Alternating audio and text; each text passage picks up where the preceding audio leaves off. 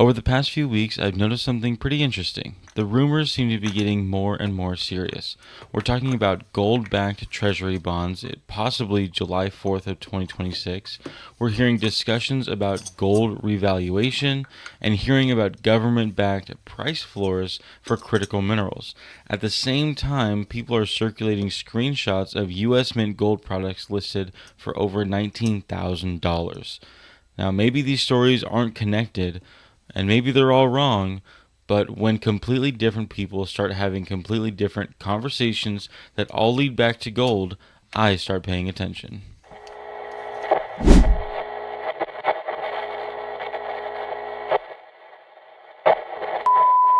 Good morning, it's today again. Welcome back to Joseph's Reserves. I'm Joseph, and I store 20% of my income in the form of rare coins and precious metals. Before I get into the video, I do want to say congratulations to Matt M for being the first to comment on yesterday's video. When y'all have the bell notifications on and play this game of racing to be the first comment, it truly does help push the videos, so again, thank you so much for your support. Today, I want to try to separate the fact from the speculation because, regardless whether or not any of these rumors are true, I think they all point towards something even bigger. Let's start with the gold-backed bond proposal. Many people are talking about 4th of July 2026 as some kind of monetary reset. And of course, I can't tell you whether or not that's going to happen, but what I can say is that economist Judy Shelton has publicly proposed a gold convertible treasury bond. The idea is relatively simple. The United States would issue long-term treasury bonds that could be redeemed for gold. Now, whether this happens is anyone's guess, but the proposal itself is real.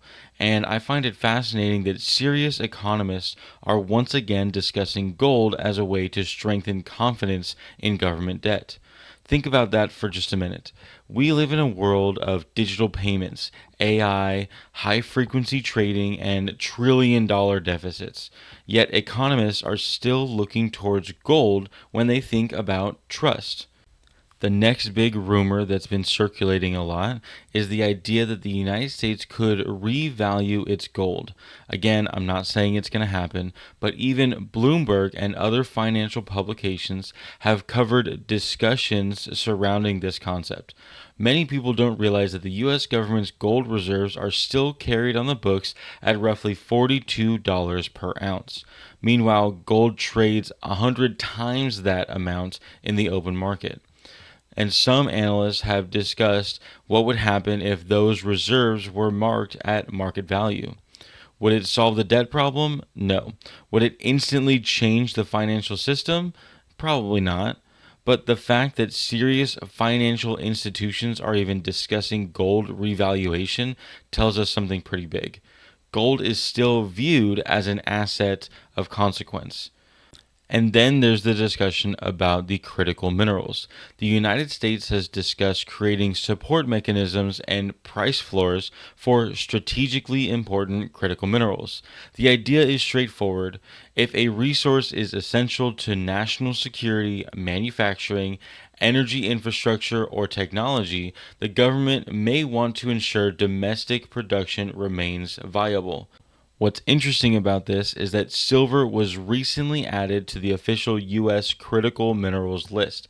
Think about that. Silver is not just a precious metal, silver is now a strategic metal. It's used in electronics, solar panels, military applications, AI infrastructure, and advanced manufacturing.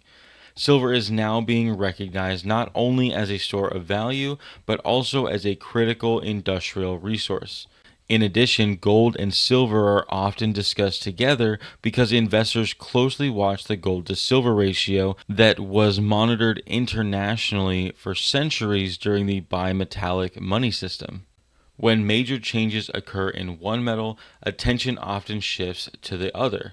I'm not saying silver price floor automatically creates a gold price floor. There's definitely no evidence for that, but I do think it's interesting that silver is gaining attention because of its industrial importance, while gold is gaining attention for its monetary importance.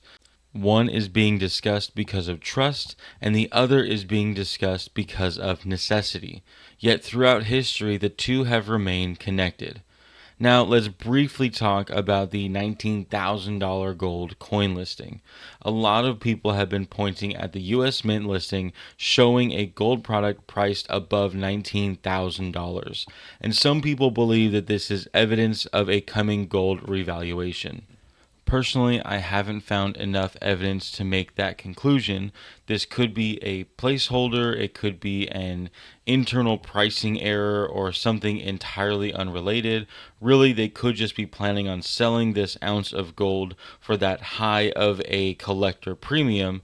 But what I find fascinating here is that the moment people saw that number, they immediately connected it to gold revaluation. Why? Because people are already primed to think that gold is undervalued. And that's really the point of this entire video. Maybe gold-backed bonds never happen, maybe gold is never revalued, maybe this mint listing was nothing.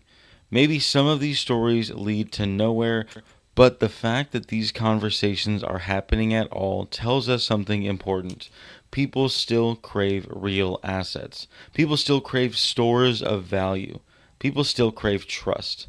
And whenever confidence becomes uncertain, gold somehow finds a way back into these conversations. And that's what's been happening for thousands of years. Empires have changed, currencies have changed, governments have changed, technologies have changed. But gold continues to reappear whenever people begin questioning the future. And that brings me to today's ultimate lesson. A bond is a promise. A debt-based dollar is a promise. A pension is a promise. But gold is an asset. Silver is an asset. Productive land is an asset. Generational wealth isn't built by predicting the future.